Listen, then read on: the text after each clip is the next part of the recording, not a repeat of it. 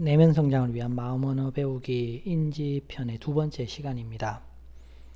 자, 지난 시간에 저희가 인지와 기억, 경험의 관계를 한번 살펴봤습니다. 경험한다고 해서 인지가 되는 것이 아니고 일부만 인지되고 또 인지되었다 하더라도 그것이 기억에 들어가서 자리 잡는 것이 쉽지가 않다라는 얘기를 했었죠. 자, 오늘은 이 인지에 대해서 암과 지식이라는 관점에서 좀 살펴보려고 합니다. 그래서 이 경험을 이렇게 두 개로 나누고 경험이라고 하는 것 속에 포함될 수 있는 배움, 그러니까 배움은 사실 좀 더 전문적이고 그 다음에 폭도 넓고 깊이도 깊은 것 같아요. 그래서 그 부분을 따로 뺐습니다. 특히 배움은 언어로 이루어지니까 우리가 그거를 이제 보통 지식이라고 부르는데 경험은 비언어적인 요소들도 많이 있는 거죠. 그래서 경험과 배움을 한번 분리해 봤고요. 그 다음에 그 결과인 이 암과 지식, 즉 암은 이제 경험으로 놓고 지식은 배움으로 놨는데 실은 지식도 암 속에 속하죠. 우리말에 안다라는 것, 암은 매우 다양한 의미로 사용되기 때문에 경험이기도 하고 또 지식이기도 한 것 같아요. 자, 어쨌든 이 암과 지식은 다 기억 속에 있습니다. 특히 지식은 언어로 많이 연결되어 있고 그 언어가 다시 비언어적 기억으로 연결되어 있죠. 근데 암은 사실 이 비언어적 기억으로 더 연결이 된 경우가 많습니다. 그죠? 예. 지금 두 사람이 얘기를 하는데 한 사람이 이렇게 합니다. 자동차가 뭔가요? 라고 묻습니다. 그러면 이 사람은 뭐라고 얘기를 하겠죠? 자신의 언어와 비언어를 사용해서 일반인이라면 자신의 경험 수준에서 자동차를 설명할 거고요. 전문가라면 자신이 지닌 지식의 관점에서 더 보태서 얘기를 더 상세하게 하겠죠. 자, 그런데 한번 이걸 해보고자 합니다. 여러분이 무언가를 배운다고 생각해 보자고요. 또는 무언가를 알아간다고 생각을 해보자고요. 그러면 우리가 무언가를 알거나 좀 배울 때에는 순서를 밟아 나갑니다. 그죠? 하나씩 하나씩. 동시에 배울 수는 없는 거죠. 이렇게. 그러면 첫 번째 어떤 무언가를 지식을 배우고 두 번째 배우고 세 번째 배우고 이런 식으로 가는데 지금 여기 보면 마음 언어에 대한 얘기를 할 때 제가 언어를 시작해서 기억, 인지, 관찰, 태도, 마음으로 나눠서 마음 언어로 간다고 얘기했죠. 이 6개와 동일하네요. 그죠? 이걸 생각하시면 될 것 같아요.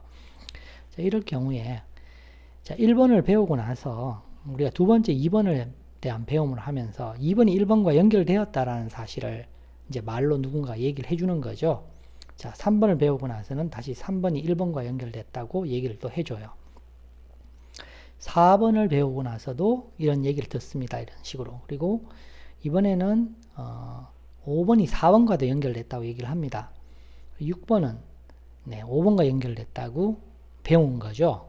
6번을 배우고 나서. 그러면 우리 기억 속에는 대략 이런 모양이 될 거예요. 그죠? 자, 그런데 이번에는 지식, 암, 이거 뭐 암이라고 표현하는데 지식입니다. 뭐 둘 다 어느 쪽이든 좋습니다. 이렇게 배워나간다고 하자고요. 그럼 이 암을 다 배웠는데, 자, 실제 우리가 이것은 언어적으로 배웠다고 했을 때, 실제 그 암은 실제 전체 모양의 일부분을 언어로 이렇게 설명을 들었다라는 거죠. 만약 들었다면. 그러면 실제 이 전체 구조를 모르는 상태에서 암을 언어로 설명을 들었을 때 이렇게 입체적인 모양을 생각할 수 있을까요? 못하겠죠. 왜냐하면 이 암의 연결에 대해서는 아직은 듣지를 못했기 때문에. 자, 그렇다면 이 암과 암을 연결하는 또는 지식과 지식을 연결하는 배움이 필요하겠죠. 이 12개의 선이 필요한 거죠. 그런데 만약 이 선이 비언어적 암이라면 말로 전달하기 되게 어렵겠죠. 이것이 어쨌든 내가 배워야, 즉 인지해야 결국 앞에서 보인 그런 입체적인 모양을 이렇게 구성을 하겠죠. 참 어렵다라는 거죠. 언어적 암과 비언어적 암이 함께 가야 되는 거죠. 이런 경우. 자, 그런데 이게 점이나 선의 암과 지식이 아니라 만약 지금 여러분이 배우는 이 마음 언어가 자, 첫 번째 제가 마음 언어에 대해서 얘기를 했고 두 번째 기억에 대해서 얘기를 했는데 지금 세 번째 인지에 대해서 얘기를 하고 있죠. 실제 진행되는 과정을 통해서 나타내려고 하는 것이 이런 4번, 5번, 6번 입체적인 대상의 면을 나타내는 거라면은 어떻겠습니까? 여러분은 어쩌면은 앞에 점의 관점에서 입체적인 구조를 만들 수도 있겠죠. 사람에 따라서는. 그런데 이것이 점이나 선이 아니라 면이라면, 그리고 이것들이 언어만이 아니라 비언어적 요소를 지니고 있다면, 제가 역량의 한계로, 언어의 한계로 이것을 충분히 전달하지 못한다면 결국 이것을 알기가 대단히 어렵다라는 겁니다. 이해가 가십니까? 자, 그러면 이번에는 한번 잠시 눈을 감고 제 얘기를 한번 들어보십시오. 여러분이 지금 자신의 집 문 앞에 있다고 생각을 해보세요. 자, 눈을 감은 채 집으로 문을 열고 들어간다고 생각을 해보시고, 들어가서 자신의 안방으로 들어가서 잠시 서 있다가 다시 나와서 화장실로 갑니다. 화장실로 가서 문을 열고 손을 씻죠. 자, 이게 다 가능한가요? 아마 대부분은 가능할 겁니다. 처음 이사 온 분이 아니라면, 뭐 처음 이사 왔더라도 아마 그 구조가 기억날 것 같은데, 여러분이 제가 말하는 대로 기억을 하고 머릿속에서 상상을 할 수 있는 것은 머릿속에 입체적인 기억이 형성되어 있기 때문에 가능한 것입니다. 왜냐하면 그것들이 반복적으로 경험하면서 실제 시각적으로 또 공간적으로 기억이 그렇게 입체적으로 형성되어 있기 때문에 제가 이야기하는 언어가 이 입체적인 구조를 인지할 수 있도록, 기억 속에 있는 입체적인 구조를 인지하는 거죠. 동의가 되십니까? 자, 저는 이제 입체적 기억에 대한 얘기를 좀 하려고 해요. 지금 두 사람이 얘기를 나누는데 이번에는 나는 무엇인가라고 얘기를 누가 묻습니다. 또는 뭐 마음 언어가 무엇인가, 또는 마음이 무엇인가, 기억이 무엇인가, 생각이 무엇인가라고 물을 때 이 사람이 얘기를 해줘야 되는데, 이 사람이 알고 있다면, 이 사람이 이야기를 할 수 있다면 내면에는 적어도 입체적 알미 있을 거고, 그 입체적 알은 입체적 기억을 바탕으로 하고 있는 거겠죠. 동의가 되십니까? 그래야만이 그 사람은 나는 무엇인가, 마음 언어가 무엇인가, 마음이 무엇인가에 대해서 얘기를 할 수 있다는 거죠. 왜냐하면 나라는 존재, 마음이라는 존재, 이 내면이라는 존재는 실제 입체적 존재이기 때문에 그러합니다. 우리가 외부 세계에 감각적으로 접할 수 있는 대상들은 대다수가 입체적 대상이고 감각적으로 경험할 수 있는 거죠. 오감을 통해서. 그래서 그 대상에 대해서 어느 정도 특징을 기억 속에다 넣을 수 있는데, 문제는 내면에 대한 그 무엇에 대해서는 우리가 감각을 동원할 수가 없다라는 거죠. 결국은 인지 발달이 안 되면 눈에 보이지 않는 내면의 요소를 인지할 길이 없다라는 거예요. 그러니까 설명하기가 대단히 어려운 거죠. 동의가 되십니까? 자, 이 입체적 기억은 결국은 기억의 발달을 통해 옵니다. 제가 내면 성장은 마음 성장과 기억 발달이라고 앞에서 얘기를 했는데, 이 기억 발달은 실은 인지 발달의 결과입니다. 앞에서 경험과 인지와 기억의 관계가 기억나시죠? 인지가 발달하지 않고서는 기억이 발달할 수가 없고, 기억이 발달해야 입체적 기억을 형성할 수 있는 거죠. 우리가 중고등학교 때 배운 지식들은 다 거의 모래알 같은 지식이에요. 특히 언어적으로 암기를 한 경우에는 거의 연결성이 없는 거죠. 그래서 쓸모없는 공부를 했다라고까지 합니다. 자, 우리 내면에 이런 입체적인 집을 형성해야 되는, 기억의 집을 형성해야 되는 거죠.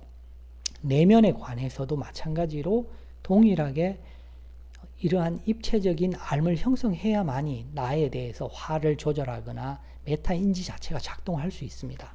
자, 그래서 이 인지가 발달하려면 어떻게 해야 되느냐 하면 바로 인지 발달 6단계의 과정을 거쳐야 된다는 얘기를 오늘 소개하려고 합니다.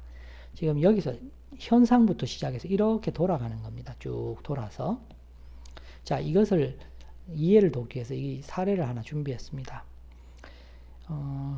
퀴즈인데 감기 예방법의 하나인 손 씻기의 역사가 몇 년이 됐을까요? 자, 정답은 약 160년이 됐답니다. 이 손 씻기 중요성이 역사가 얼마 오래되지 않았는데, 이것을 가능하게 한 분이 바로 제멜 바이스라는 분이래요. 이분은 헝가리의 출신인데 산부인과 의사였대요. 오스트리아의 산부인과 의사인데 이분이 산부인과 의사로 재직하면서 겪었던 일 중에 하나가 산모들이 많이 죽더래요. 산욕열로. 이 산욕열이 뭐냐면 분만 과정에 생긴 상처를 통해 세균이 침입해서 고열을 내면서 이제 산모가 죽는데 뭐 적게는 10에서 한 30%가 죽었대요. 산모들이 들어와서. 근데 그 당시에 이 산모들이 죽는 원인을 19세기 유럽의 의사는 이렇게 생각했대요. 불결한 공기와 모유의 수유를 통해서 이루어졌다, 생겨났다라고 본 거죠. 근데 이제 이 제멜바이스는 좀 달랐던 것 같아요. 이 사람은 관찰을 했대요. 그 당시에 보니까 병원에서의 산모 사망률이 조산원에서의 산모 사망률보다 더 높더래요. 이해가 되지 않는 게 의사나 의대생들이 더 조산원보다 지식도 더 많았는데 전문가인데 왜 죽을까? 이 점에 대해서 지금 살펴보기 시작을 한 거죠. 그러다가 어느 날 자신의 친구인데 시체 해부를 했던 친구가 죽게 됐어요. 그런데 산모가 죽는 과정과 비슷한 현상을 보였더래요. 그래서 더 관찰을 하면서 느낀 게 뭐냐 하면은 조산원들은 산모의 아기를 받을 때 손을 깨끗이 씻는데 이 의사나 의대생들은 시체를 해부하거나 또는 환자 진료를 하면서 그냥 온 다음에 산모를 받았더래요. 이제 그래서 그는 이걸 제안했대요. 비누와 염소로 장비와 손 씻기를 통해서 산모의 사망률을 줄일 수 있다고 주장을 했는데 실제 그렇게 해보니 확 떨어지더래요. 그래서 이걸 정리를 해가지고 책도 이렇게 썼대요. 근데 이것을 의사들한테 알렸더니 의사들이 받아들이질 않았대요. 그래서 이분은 혼자 이제 싸운 거죠. 그러다가 이분 47에 정신병원에 감금된 후 죽었대요. 참 안 된 거죠. 의사들이 받아들이지 않은 이유는 그 원인이 의사 쪽에 있었다라는 걸로 되기 때문에 받아들이지 않았다고 하네요. 그리고 이 죽는 원인을 명확하게 제멜바이스는 설명을 못했대요. 무슨 얘기냐면 제멜바이스는 죽기 전에 산욕열 원인이 세균임을 몰랐답니다. 단지 시체 해부실이나 또는 해부실에서 또는 환자를 진료하면서 오면서 어떤 물질에 의해서 산모가 죽는 게 아닌가 추정을 했대요. 요즘처럼 미생물이 그런 작용을 일으켰다라는 생각을 못했기 때문에 비누와 그 염소를 통해서 그냥 물질을 없앤다고 생각을 했던 거죠. 그래서 제멜바이스는 의사들을 설득하지 못한 지 어쨌든 죽은 것 같아요. 근데 어쨌든 그분 덕분에 그분이 죽고 나서 30년 후에 이제 세균에 대한 발견이 이루어졌다고 하더라고요. 자, 다시 돌아가면 이 현상 결국 조산원보다 병원에서 먼저 산부인과에서 더 많이 죽는다는 걸 보면서 그냥 넘긴 게 아니죠. 그리고 시체 해부나 진료 과정에서 어떤 뭔가 관계 있다고 본 거고 거기에 어떤 물질이 작용한다고 본 거죠. 그래서 그는 여기까지는 온 것 같아요. 그러니까 이 나머지는 못 본 거죠. 관찰을 통해서. 어쨌든 그는 그 과정을 통해서 어쨌든 의료 발달에 큰 기여를 한 것 같아요.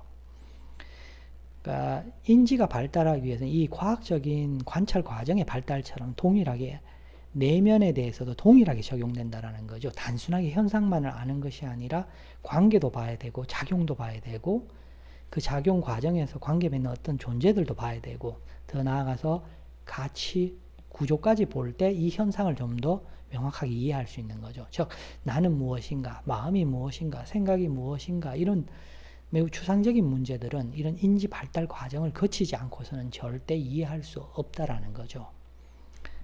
자, 오늘 강의가 좀 어려웠는데 계속 인지에 관한 이야기를 좀 더 드릴 거니까 이런 것이 있다라는 정도만이라도 기억해 주시기 바랍니다. 자, 오늘 강의는 여기서 끝내고 궁금한 점은 전자메일로 보내주시기 바랍니다. 감사합니다.